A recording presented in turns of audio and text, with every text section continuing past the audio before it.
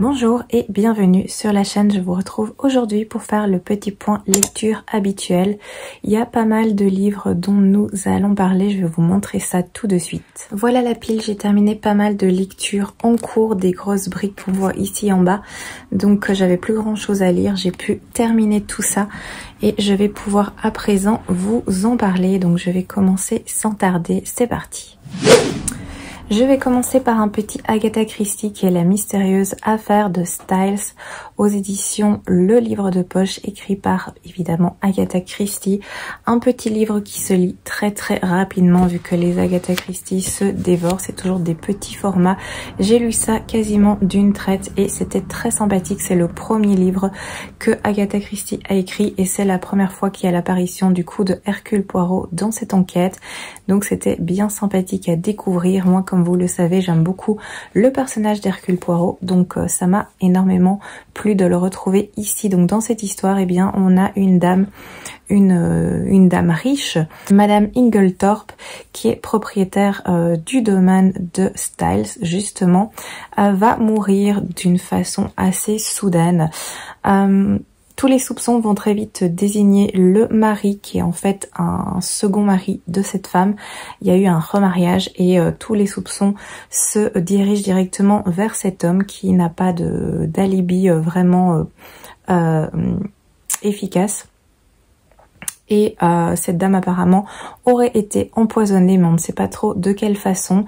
Hercule Poirot va intervenir et évidemment cette affaire qui semble trop simple, où tout indique que ce serait ce mari qui a tué sa femme, c'est beaucoup trop évident pour lui. Il ne se laisse pas avoir avec tous ces éléments contre ce mari, donc il décide de creuser davantage et de retrouver la vérité effectivement.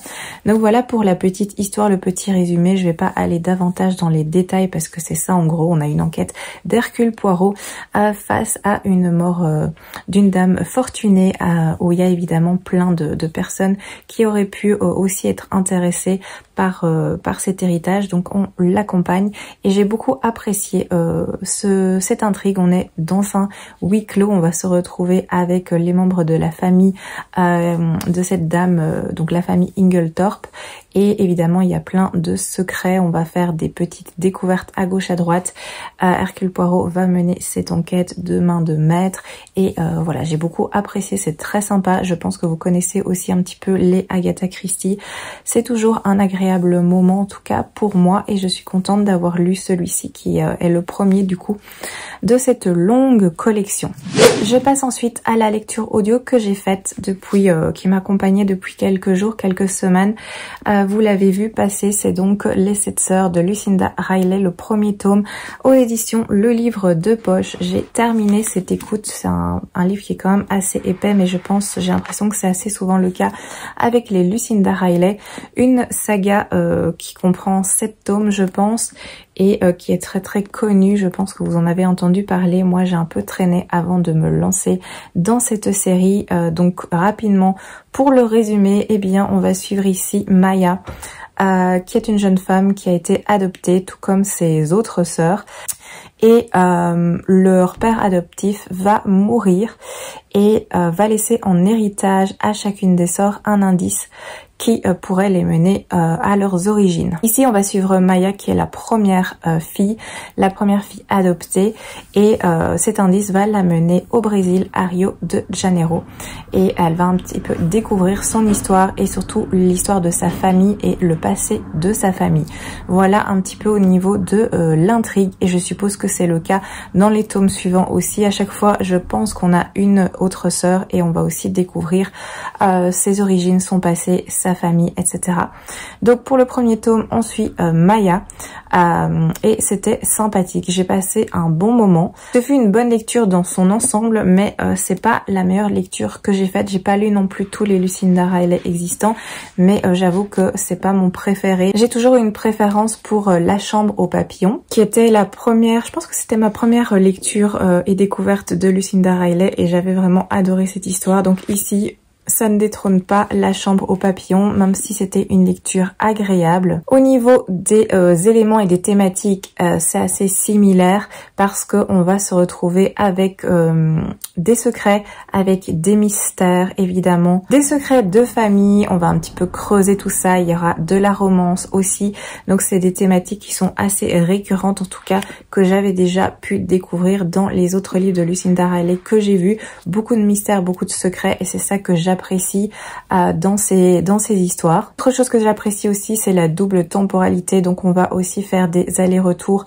présent-passé. Dans le passé on va suivre Belle qui est une jeune femme qui vit dans les années 1920 à Rio et dans le présent évidemment on a Maya qui part à la recherche de son passé et on fait souvent des allers-retours parce qu'on va découvrir toute la vie de Belle évidemment ce qui aura une incidence, un impact sur Maya et sur la découverte de son histoire. Ça paraît assez logique mais j'ai bien apprécié du coup suivre l'histoire et la vie de Belle et voir le lien avec Maya. Donc voilà, c'était sympathique à suivre. Après, j'avoue que j'ai un petit peu peur de perdre mon intérêt pour cette saga. Si à chaque tome, c'est un petit peu le même schéma, j'ai peur que ça me lasse un petit peu, mais on verra bien. Ça, je sais pas vous le dire pour l'instant, l'avenir nous le dira. En attendant, j'ai le deuxième tome dans ma palle de toute façon. Donc de toute façon, je poursuivrai avec le deuxième tome parce que je me suis pas encore lassée actuellement. Mais c'est une de mes craintes. Peut-être que voilà, à un moment donné, ça s'essoufflera un petit peu et j'aurais pas envie de poursuivre et de faire toute la série, mais on verra. Pour l'instant, ça m'a plu, c'était pas incroyable, mais c'était une lecture agréable et donc je poursuivrai de toute façon avec le second. Alors, j'ai également lu et terminé le 15e tome de la saga L'Épouvanteur, l'apprenti épouvanteur, à savoir la résurrection de l'épouvanteur de Joseph Delaney, toujours aux éditions Bayard Jeunesse.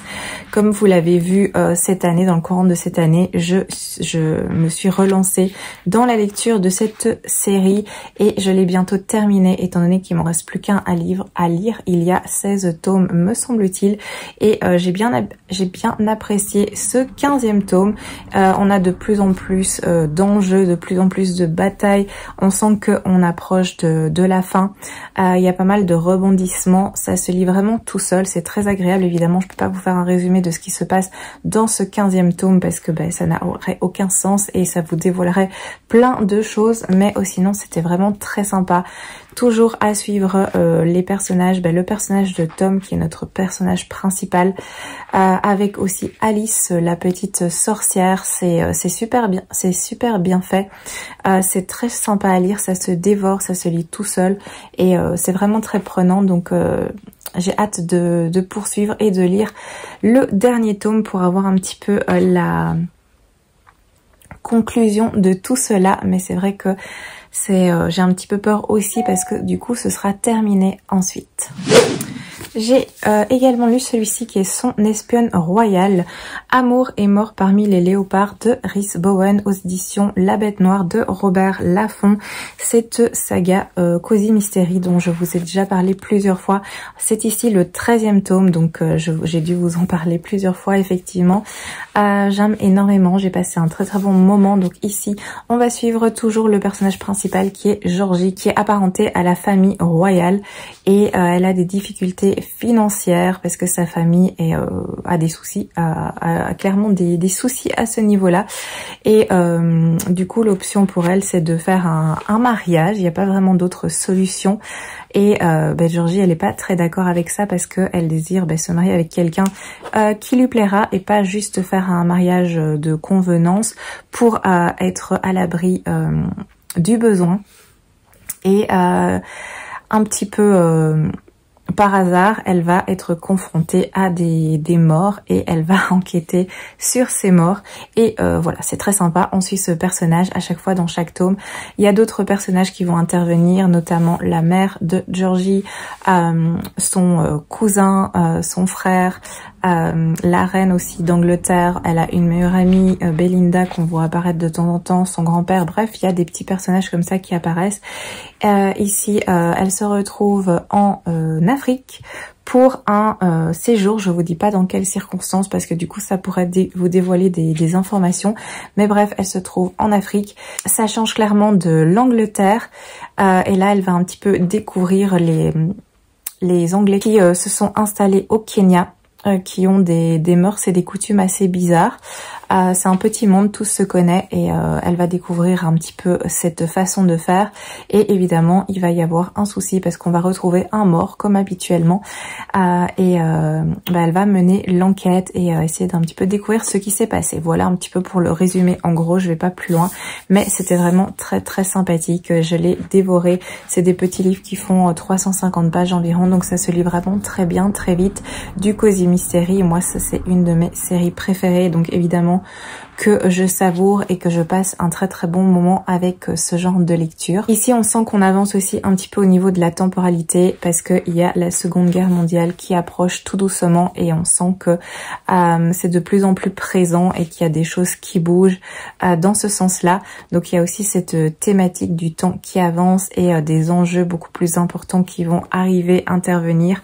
On sent une lourdeur et des tensions qui parviennent malgré tout dans cet univers un petit peu cosy. Mais voilà, c'était vraiment très sympa d'un petit peu changer d'atmosphère, de voir un petit peu le Kenya et de mener cette enquête auprès de Georgie. J'ai également terminé celui-ci qui est Is de Aurélie Philippe, qui est une intégrale qui est auto-éditée, me semble-t-il. C'est une duologie, donc l'intégrale comprend 2 tomes. Je vous en ai parlé précédemment parce que j'avais fait cette lecture dans un vlog lecture il y a quelques temps. Je vous mets le petit i pour avoir un petit peu mon avis sur le premier tome. Là, j'ai pu ensuite terminer le second que j'avais un petit peu commencé. Là aussi, ça se lit vraiment très très bien. On a des petits chapitres courts. C'est extrêmement fluide au niveau de la plume. Donc malgré la taille de l'intégrale, franchement, ça se lit très très facilement et très rapidement aussi. Donc pour cette histoire, petit résumé rapide, on va suivre Maylin qui est fiancée à Tristan. Tout se passe bien pour elle dans sa vie.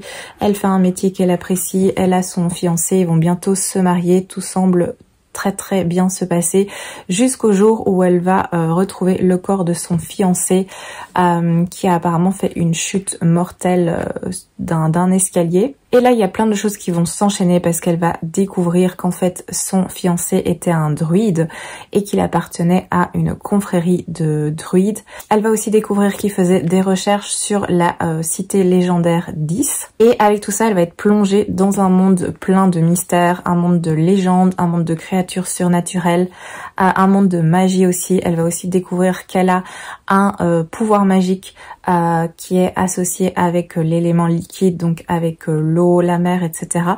Et ça va évidemment chambouler complètement toute sa vie.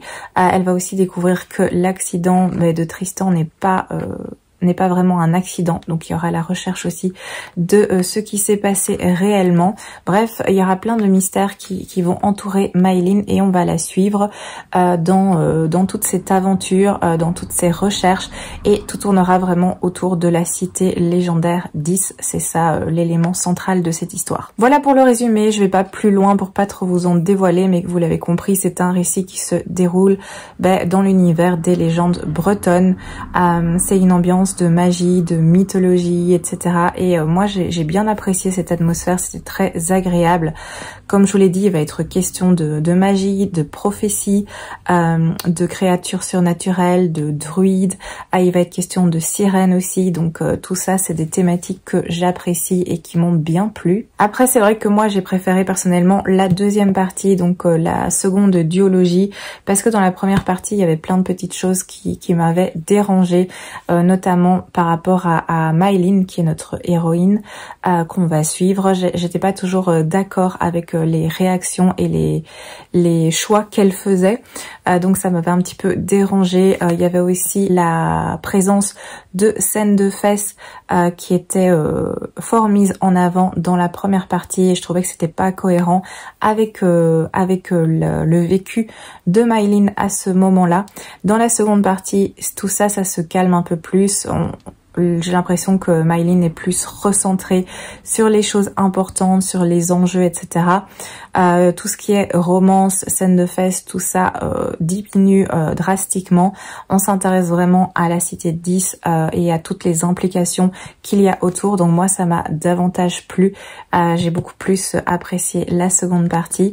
Et voilà, donc globalement, une bonne lecture avec quelques petites faiblesses à gauche à droite que moi j'ai notées, qui moi m'ont moins moins plu, mais sinon c'était agréable. Oui, il y a des facilités effectivement, mais c'est pas dérangeant non plus. Des actions qui s'enchaînent très vite, des choses qui se résolvent de manière assez facile, mais voilà, de nouveau c'était pas dérangeant non plus, ça m'a pas bloqué dans ma lecture. Donc dans son ensemble, j'ai passé un bon moment avec cette petite lecture, et c'est vrai qu'au niveau de la thématique, c'était très très sympa pendant l'été, parce que la mer, les sirènes, etc., ben ça fait assez été et c'était agréable pour ce moment-ci.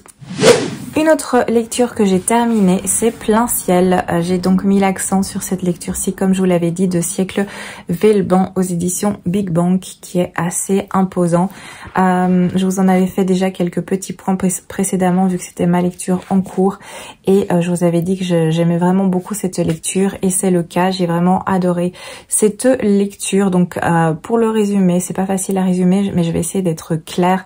Nous sommes sur l'île de la Nébuleuse, et sur cette île, l'opéra Plein ciel fait vraiment la pluie et le beau temps. C'est vraiment la puissance sur cette île, et toutes les représentations se doivent d'être absolument parfaites. Donc il y a énormément de pression pour toutes les personnages, les personnes qui participent à cet opéra, qui travaillent au sein de cet opéra.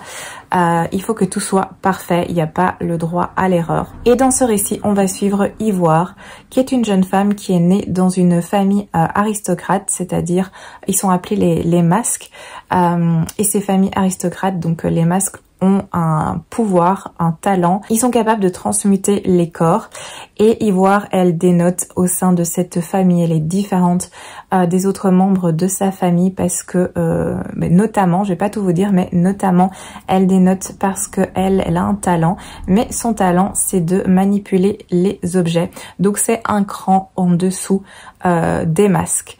Et cette différence est très importante, étant donné que du coup elle baisse drastiquement dans la hiérarchie de cet univers. Et du coup Ivoire, elle s'en tire assez bien au début en tout cas, parce que malgré sa condition, elle travaille dans un petit atelier de couture et elle s'y plaît vraiment. Elle apprécie être loin de sa famille parce que il y a des soucis avec sa famille, donc elle vit à l'écart. Elle a son appartement, elle a son métier, un métier qu'elle aime vraiment. Elle vit une vie assez tranquille et elle est très douée pour ce qu'elle fait, donc à savoir manipuler les objets dans cet atelier de couture. Mais le souci, c'est qu'elle est tellement talentueuse que un jour, eh bien, elle va être remarquée par la maîtresse jouet de Plein ciel. Et du coup, elle va être invitée, entre guillemets, elle est obligée, en tout cas, de venir travailler à Plein ciel et à œuvrer du coup pour l'opéra. Voilà pour le résumé. On va suivre donc Ivoire au sein de l'opéra.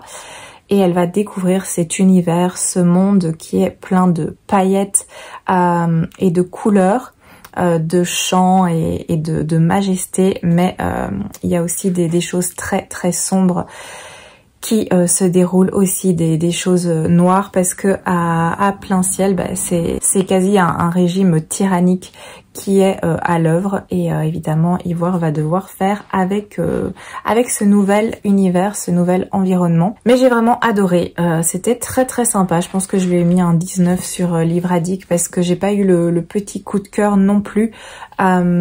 Mais c'était vraiment génial, j'ai adoré l'univers, c'est un one shot, donc si vous voulez, vous pouvez vous lancer dedans, c'est une histoire et puis c'est fini. C'est pas une série avec plusieurs tomes, c'était vraiment très bien. L'univers est surprenant, l'univers est original, il est riche, il est bien travaillé, il est super intéressant, ça change en fait vraiment de ce qu'on a l'habitude de voir. Après j'ai pas tout lu non plus, mais en tout cas moi ça change de ce que j'ai l'habitude de voir. On a une foule de personnages aussi, donc ça c'est peut-être un point un peu difficile de repérer et de bien placer tous les personnages parce qu'il y en a vraiment énormément. Après à la fin on a une petite aide parce qu'on a un listing de tous les personnages. Voilà, vous voyez, je vous montre vite fait ici parce que il est bien mentionné par contre que il faut faire attention parce que si on consulte la liste des personnages au cours de la lecture, on encourage le risque d'une révélation précoce sur l'intrigue et le dénouement de l'histoire.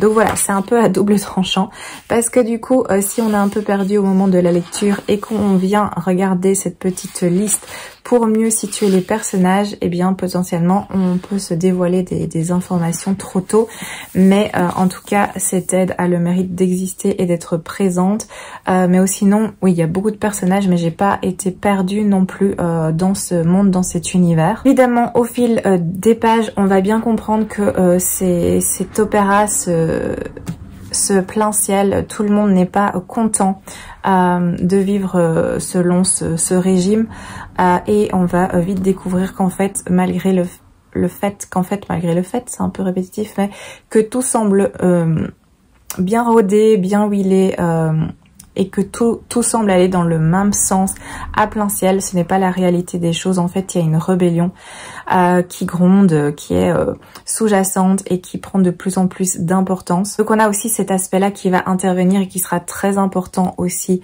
dans cette histoire. Il va donc être question de plein de choses dans cette lecture. On va parler de magie, on va parler de talent, on va parler d'amitié, de courage, de loyauté, de révolution, de révolte, comme je viens de vous le dire, de chant, de politique, de la romance aussi. Il y a plein de choses qui se passent, parfois même un petit peu trop.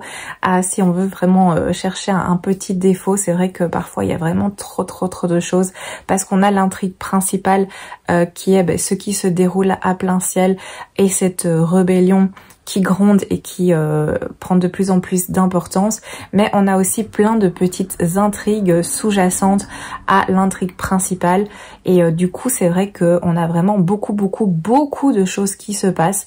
Peut-être que ça peut être un défaut de cette lecture. Moi ça m'a pas dérangé, mais je vous le signale parce que voilà, peut-être que ça peut gêner certaines personnes, mais sachez qu'on s'ennuie absolument pas parce qu'il se passe tout le temps des choses et qu'on est à la découverte de cet univers à chaque page. Donc on en prend plein les yeux aussi dans cet univers de chants haut en couleur, avec des personnages haut en couleur, super originaux, super intéressants, plein de choses qui se passent. Je pense que vous l'avez compris.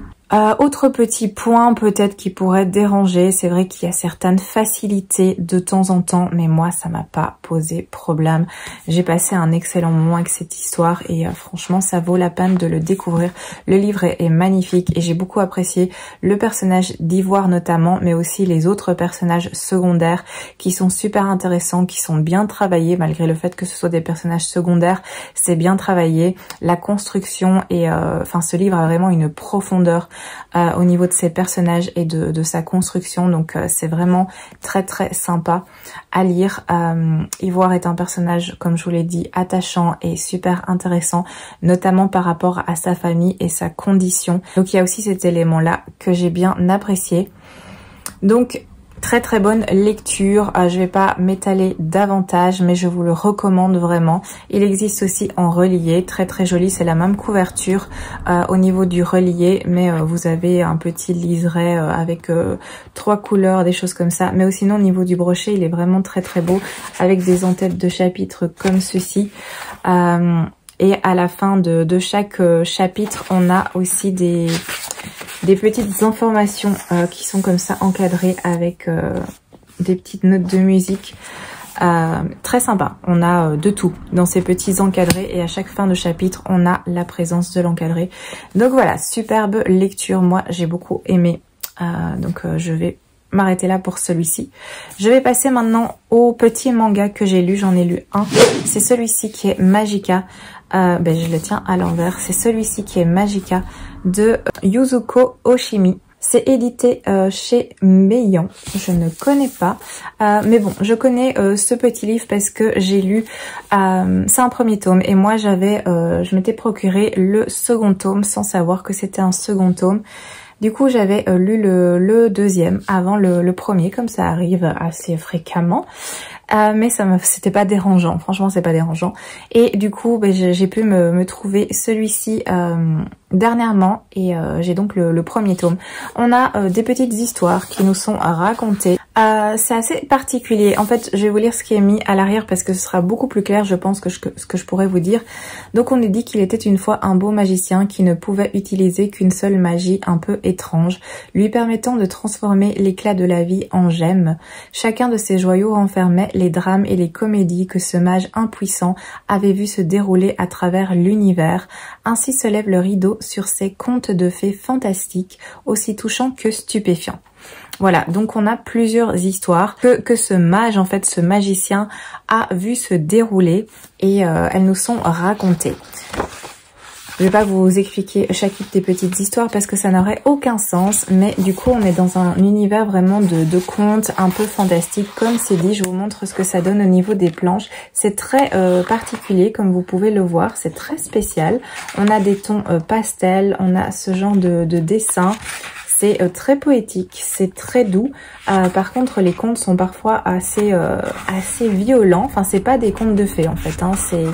C'est des contes avec leur part de noirceur, avec leur part de violence, avec un aspect pas très optimiste, pas très sympathique, pas très joyeux. Mais sinon, ça se présente comme ça. Et moi j'ai bien apprécié, j'avais déjà bien apprécié le deuxième tome, donc le premier tome évidemment m'a également plu, c'est un chouette moment passé, c'est un petit ouvrage qui est très joli, qui est très bien travaillé, il faut adhérer au style évidemment, c'est pas moi mon style de dessin que je préfère, mais je le trouve super intéressant et bien adapté à ce récit. Donc voilà pour ce petit manga. Au niveau des BD, j'en ai lu deux. J'ai lu L'île du crâne, le second tome qui vient de sortir. Je me suis ruée sur sa sortie. C'est Maudit Graal aux éditions Jungle. C'est fait par Max Lemernier et Clément Lefebvre, d'après un roman d'Anthony Horowitz. J'avais beaucoup apprécié le premier tome où on va suivre un jeune garçon qui se prénomme David, qui va arriver sur l'île du crâne pour intégrer une école assez spéciale étant donné que c'est une école de magie. Et on le suivait dans le premier tome, dans ce nouvel univers, à se faire de nouveaux camarades, à suivre des cours aussi en rapport avec la magie. Et ici, on poursuit dans cette ambiance, dans cette atmosphère magique d'école, d'apprentissage, avec ici un trophée à remporter, qui est donc le Graal maudit. Et il faut tout mettre en œuvre. David va tout faire évidemment pour essayer de remporter ce prix, mais ça va pas être aussi simple étant donné qu'il aura de la concurrence et il va se passer des choses assez étranges dans cette école. Donc voilà pour ce petit tome et moi j'ai beaucoup apprécié, tout comme le premier. Ça se lit assez rapidement. Je vous montre un petit peu les planches. Voilà ce qu'il en est.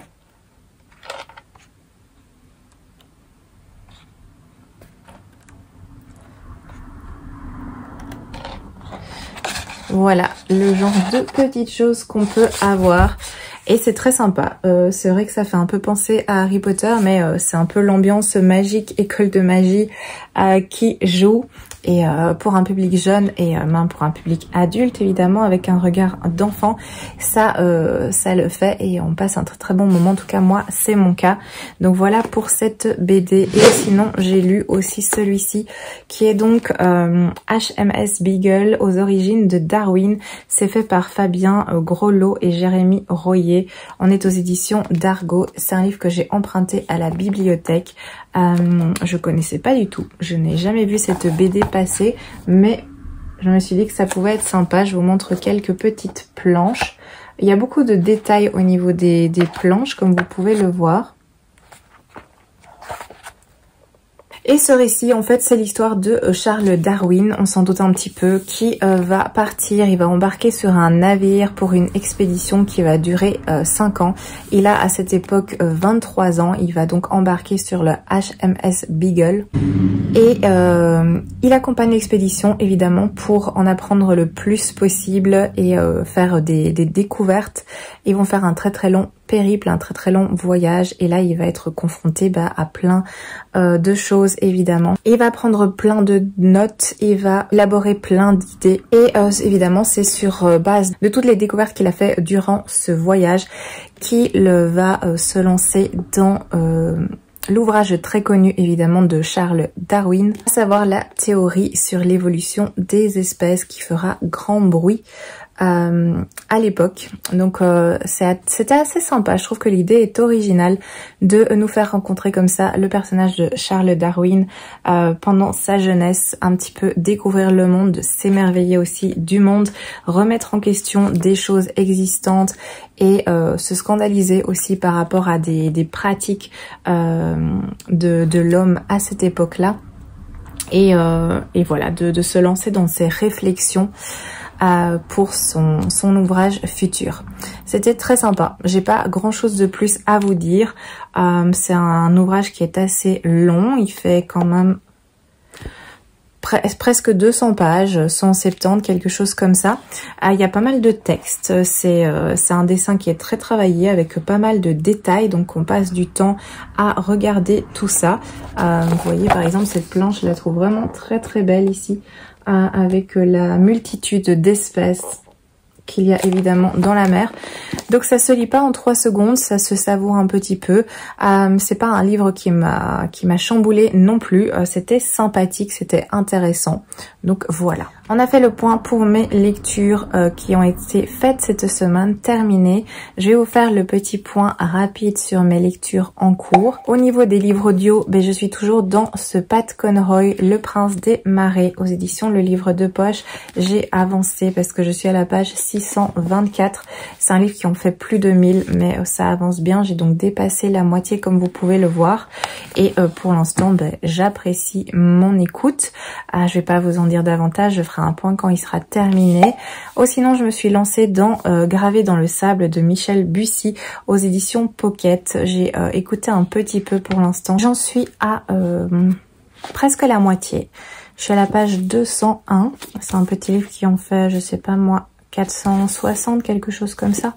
Donc voilà, j'arrive plus ou moins à la moitié et ça s'écoute bien, c'est agréable, c'est du Michel Bussy, donc j'ai pas grand chose à en dire pour l'instant.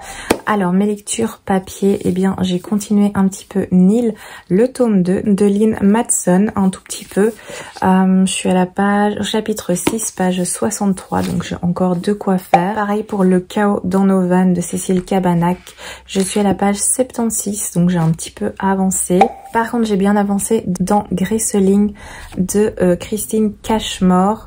Là, j'arrive à la fin. Vous voyez, j'ai plus que ça à lire. Je suis au chapitre 32. Il y en a à tout péter 40. Donc ça, ce sera fini pour la semaine prochaine. C'est un premier tome d'une série. Et sinon, j'ai commencé une nouvelle lecture, à savoir Chaos and Flame de Justina Ireland et de Tessa Gratton aux éditions Big Bang, que j'ai en relié, qui est vraiment magnifique. J'ai pas lu grand chose, je suis au chapitre 3. Voilà, ça donne ça, page 40 environ, et ça indique à l'arrière une tueuse, un soldat, un prince, pris dans un jeu de pouvoir mortel. C'est bien, pour l'instant ça me plaît bien, en tout cas ce que j'ai lu pour le moment. Sinon j'ai lu un chapitre de celui-ci, La famille Seagrave, donc je suis pas arrivée très loin, mais en tout cas j'ai repris celui-ci aussi dans mes lectures régulières, à savoir La famille Seagrave, que je vous avais montré. Je pense que c'est saga familiale, une histoire de famille, et je l'ai relancée. Elle attendait depuis un petit moment. Donc voilà un petit peu pour mes lectures en cours. Je ne suis pas retournée à la bibliothèque, donc je pense que je vais m'arrêter ici et vous laisser pour aujourd'hui. Je vous remercie d'avoir regardé cette vidéo. J'espère évidemment qu'elle vous a plu. N'hésitez pas à me laisser des petits commentaires comme d'habitude, qu'on puisse un petit peu discuter. Ça me fait toujours très plaisir. Je vous remercie d'avoir regardé la vidéo et de votre présence toutes les semaines.